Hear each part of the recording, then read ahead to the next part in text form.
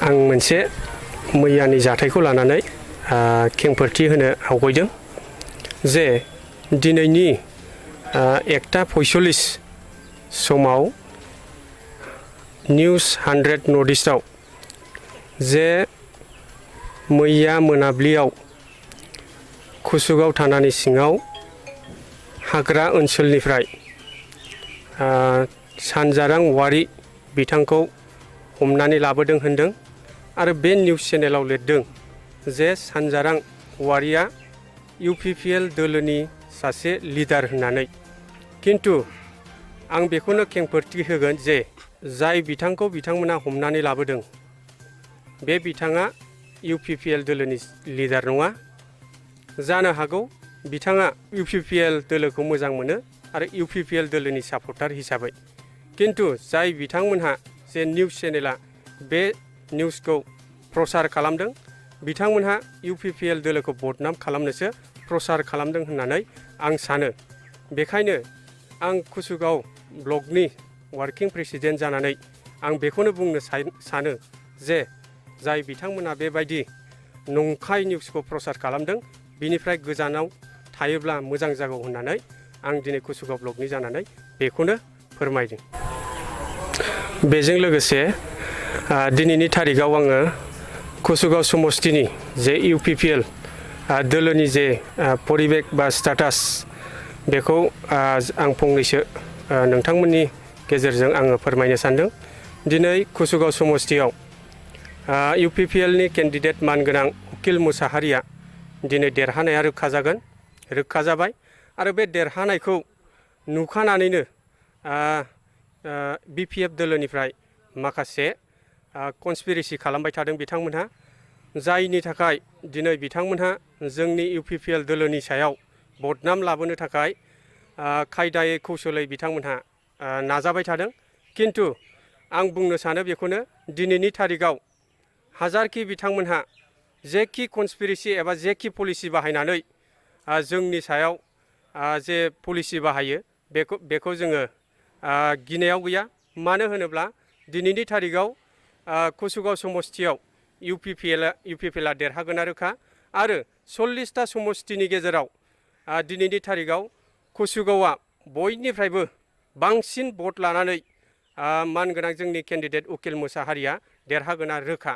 दा बे समाव आं बेखौबो बुंनो सानदों जे जाय बिथांमोनहा बेफोरबायदि खामानिजों लोब्बा दङ जाहाथे बे बिथांमोनहा गोजानाव थायो। मानो होनोब्ला जोङो UPPL दोलो हिसाबै जोङो दिनैनि तारिखाव जे इलेक्सन बा भट जागोन बे भटखौ जोङो सुस्थ' भाबै एबा मोजाङै जोङो जाजानो लुगैयो आरो दिनैनि तारिखाव बेखौनो बुंगोन बेयो मोनसे डेम'क्रेसि कान्ट्रियाव बयहाबो राइट्स दंखायो आरो जाय केन्डिडेटफ्रा मोजां खामानि मावलांगोन बेखौ नुनानै दिनैनि तारिखाव रायजो राजा बिथांमोनहा दिनै UPPL दोलोआव लोब फैनानै UPPLनि बिजाथिखौनो देरहाहोनानै फैबाय थानाय समाव UPPL दोलोनो सरकार दाहोनो थाखाय साखाफारा जाबाय। दा बे समाव आं बेखौबो बुंगोन जे दिनैनि तारिखाव कुसुगाव समस्तियाव BPFनि प्रेसिडेन्ट एबा बारग' चिफ हाग्रामा महिलारियानो दिनैनि तारिखाव बिजाथि हिसाबै फैदों। थेवब्लाबो बिथाङा जोंनि समस्तिनिफ्राय देरहानायनि खुनु अंख गैया। बिथांखौ जोङो फेजेननो थाखाय UPPL दोलोआ कुसुगाव समस्तियाव जानजि खाफ्रानानै दङ। रायजो राजा आरो जोंनि वार्कारफ्रा दिनैनि तारिखाव बिथांखौ फेजेन हरगोना रोखा जाबाय। गोजोन्थों। মই এজন কুসুগাঁও ব্লক কমিটির সাধারণ সম্পাদক। দুঃখজনক কথা, আজি 30 তারিখ 9 মার্চ 2020 সময় 1:42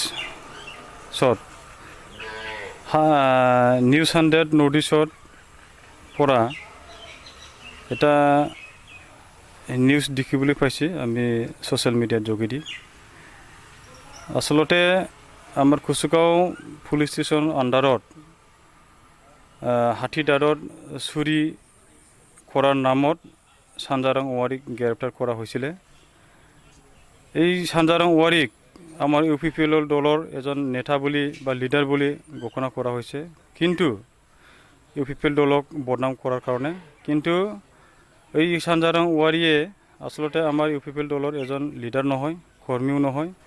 হ'ব পাৰে সি এজন UPPL দলৰ ছাপৰ্টাৰ হ'ব পাৰে, কিন্তু সি আমাৰ UPPL দলৰ এজন লিডাৰ নহয়, কৰ্মী নহয়।